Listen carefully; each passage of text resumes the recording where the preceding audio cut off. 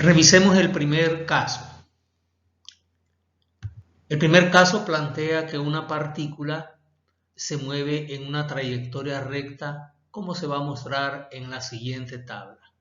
Queremos calcular el desplazamiento y la velocidad promedio entre, literal A, t igual 0 y t igual 2 segundos. Literal B, t igual 1 y t igual 5 segundos. Y literal C, los últimos 3 segundos. La tabla sería la siguiente, donde podemos observar lo que está ocurriendo. Durante el movimiento se tomaron los siguientes datos. Cuando el cronómetro estaba en t igual 0, la posición que tenía la partícula era posición x igual 2 metros. Significa que estaba a 2 metros. Si nuestro marco de referencia es hacia la derecha, sería 2 metros a la derecha. Un segundo después, en t igual 1, la partícula se había movido a la posición x igual 5 metros. Un segundo después, en t igual 2, la partícula se había movido hasta la posición x igual 12. En t igual 3, la partícula estaba en t igual 20 y así sucesivamente. Dentro de esa tabla podemos analizar que hay intervalos de tiempo donde obtuvo un mayor desplazamiento y otros en los que obtuvo un menor desplazamiento. Incluso en el último segundo se observa que lejos de avanzar hacia la derecha, desde la posición en t igual 5 de 60 metros, en t igual 6 se redujo a 48. Eso quiere decir que ya se está moviendo en sentido contrario a la izquierda. Veamos entonces el literal A.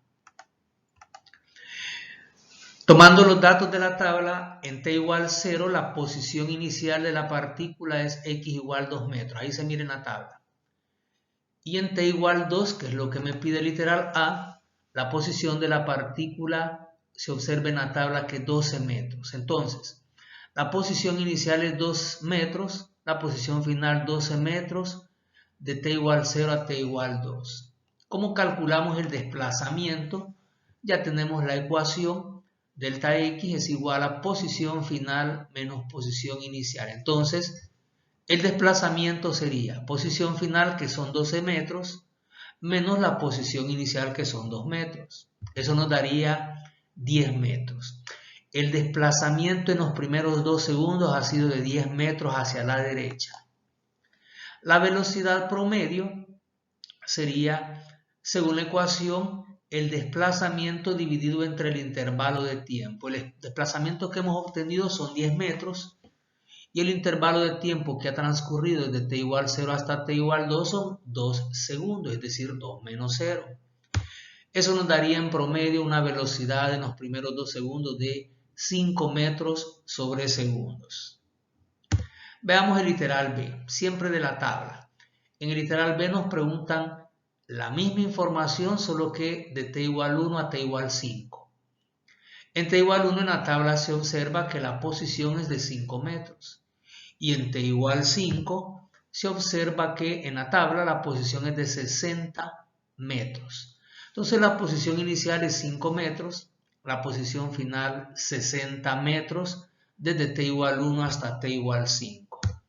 Desplazamiento, posición final menos posición inicial. Serían 60 menos 5 metros. Eso nos da un total de 55 metros. Y por lo tanto la velocidad en promedio sería el desplazamiento, que son el 55 metros, entre el intervalo de tiempo transcurrido desde t igual 1 hasta t igual 5. La lógica nos dice que han transcurrido 4 segundos, pero también usted podría restar. A 5 le resto 1, serían 4 segundos y eso nos da 13.75 metros. Solo nos faltaría el literal C. En el literal C nos preguntan los últimos 3 segundos. En esta parte algunos tienden a pensar que los últimos 3 segundos son de 4 a 6, pero de 4 a 6 segundos son solamente 2 segundos. Los últimos 3 segundos son desde t igual 3 hasta t igual 6. Es decir, En t igual 3, en la tabla se observa que la posición es de 20 metros y en t igual 6 es 48. Por lo tanto, el desplazamiento sería la posición final menos la posición inicial, que son 48 menos 20 metros. Eso nos daría 28 metros. Finalmente, la velocidad en promedio es el desplazamiento dividido entre el intervalo de tiempo. El desplazamiento son 28 metros y de t igual 3 a t igual 6 serían 6 menos 3, son 3 segundos. Ya sabíamos porque eran los últimos 3 segundos y eso daría 9.33 segundos. Y ahí está.